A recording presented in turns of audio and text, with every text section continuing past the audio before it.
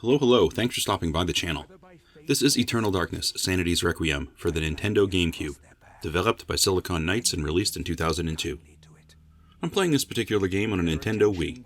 I have to say, the backwards compatibility to GameCube from the Wii is awesome, and although I never cared much for the Wii until it was a dead system, I'm starting to enjoy it more now. Sadly, I had a GameCube back in the day, and I had this game. It was a regret that I got rid of them. I had to rebuy both of them, and it was not inexpensive. Right now I'm getting the footage out of the Wii though. I'm working to get better outputs out of the GameCube for future videos. Now, as far as Eternal Darkness goes, I have to say I am a huge fan of this game. It is just a ton of fun. I beat this one when it first came out, and I beat it 3 different times so I could see 3 different endings. This is a great Lovecraftian cosmic horror game. For those of you that might not know what cosmic horror is, it's a particular type of horror that was sort of spearheaded by the writer H.P. Lovecraft. He is sometimes compared to Edgar Allan Poe, but that's another debate. Basically, it's horror that has to do with these otherworldly terrors, things that man wasn't supposed to be able to comprehend. We're talking gigantic evil gods, monsters in the shadows, the occult, the undead, that sort of stuff. In Eternal Darkness, we have a third-person survival horror game that has a lot of clever things going for it. This is a great one. It is a lot of fun. First, the sounds are great. They're excellent. We have ticking clocks, we got a storm outside, we got bumps in the night, creaky boards, screams, moans, whispers, knocking at the door, all throughout your search of this mansion. They just come and go at random. The sounds really help make this one unnerving, and it's great. It seems like there's always something different you're hearing, and it's usually unexpected. You play Alexandra, the granddaughter of this psychologist who is apparently in tune with the evil side of the universe. And you start the game identifying his body. He's under this bloody sheet in his own library in his mansion. Gross. Your goal in this game is to figure out what happened to him. Exactly how did he die? So you go to his mansion and you're searching for answers. You're going to keep coming back to this part of the game. This is the present part of the game.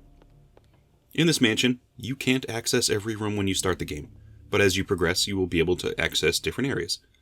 This is a nice enough mansion, and it's not too huge from the start of things. As you start searching, you're going to find puzzles to solve, and when you figure them out, things are going to open up and stuff will start to happen. This game revolves around an ancient book. It's called the Book of Eternal Darkness. This is this game's version of the Necronomicon. I guess that's probably a more popular term. As you read chapters of the book, you're going to live the stories of other people in history that experienced a particular connection to this book. After each stage, here they're called chapters, the story is going to return back to you in the mansion. At that stage, you might have uncovered some new information from the past to help you explore the mansion in current time further. Hopefully, you find more chapters as you go through the mansion. That's sort of the goal here. Your first stop is as a Spartan fighter, and this is roughly the basic training level. You're teleported to a temple, and you're fighting a bunch of undead in there. This is a good intro to learn how to fight. You have a sword, and when you lock on your target, a body part of that creature is going to glow. You use the right trigger to do that. That target is going to glow, and you can move your directional stick to move that glowing part of the body. This lets you attack an arm or a head or what have you. You can attack the head and take it clean off, which is probably what you want. When you do that, now your enemies can't see you, and that's great.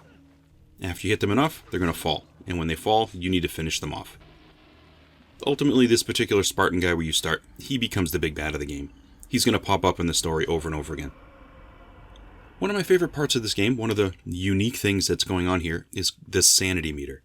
You have a red bar for health, a blue bar for magic, but you also have a green bar for sanity. When you're seen by enemies, when you walk into a room and an enemy sees you, there's going to be this green glowing effect, and what it does is it drains your sanity meter.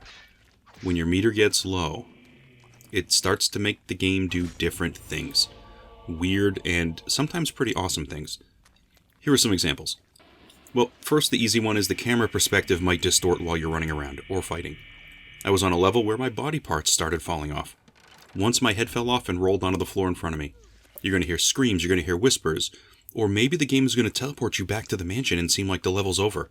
And then a few seconds later it's going to pull you back into the game like it isn't over. It's just these weird and strange things that are supposed to represent your sanity shifting. There are also some meta things that happen in this game. That is, there's some things that happen on screen that don't appear to be part of the game, but they are. Once the game gave me an end screen. It said the game was over, and it was going to be continued in Eternal Darkness Part 2. I was staring at the screen for a few seconds before it finally flipped back. It was just something the game was doing to confuse you. Once it looked like the volume of the television turned down. There was a big green TV sound meter bar there, and it just started dropping, and all the sound of the game dropped. So you're fumbling looking for your remote control maybe. Or maybe the game looks like it shorts out completely and reboots. There's a bunch of oddball stuff like that that may or may not happen in your game. It depends how you play, really. It's unpredictable, and when it happens, it's pretty awesome. So these sanity items, they're really fun, but they also can be dangerous. If you stay green too long, it will start to drain your health.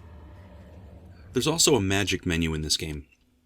As you adventure through the different chapters of all these different characters, you're going to start finding magic runes that you can use to mix and match to create spells. You can also hotkey these spells to make them quicker. Your troubleshooting will start to evolve in this game as you start getting more spells, and you carry these spells forward through all the different characters as you learn them.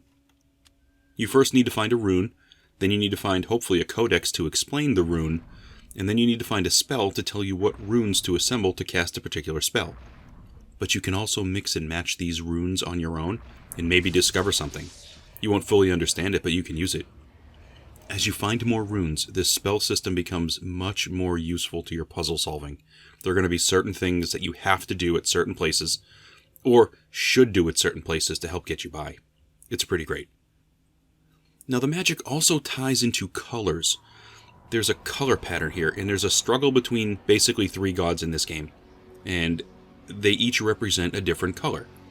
Red, green, and blue. It's kind of like a game of rock, paper, scissors. You're going to see this represented in various paintings throughout the game. You're going to look at a wall and you're going to see these 3 color symbols. That's what this represents. There's a hierarchy of what will beat what. This is going to help you get through certain puzzles and actually defeat some enemies better. You need to use the right color version of a spell to advance. It's just another level of complexity to worry about in this game. If you want to destroy a green glyph, you need to use the red destroy magic spell, because the green destroy magic spell isn't going to do the same thing. It isn't going to break that barrier down. This game has a really wide variety in terms of who you get to play, and I think that's a really strong thing with this game. Yes, you have one main character, sure, but you get to play so many different stories in this one, all through various personalities and different points in time. They're all connected through this book. You start out as a Spartan, then you're an Egyptian princess, then you're a young messenger from the time of Charlemagne. You can be a Persian warrior, a monk, Indiana Jones type of a character. There's just so much variety going for this one. It's great. It keeps this one interesting, and all these pieces connected really feel like they're pushing the story along, and it makes you wonder who you're going to be next. What's also nice is the level of difficulty. It ramps up well as you progress. Yeah, you get more monsters, you get some harder enemies, and the different spells are great. You need to learn how to use them and where.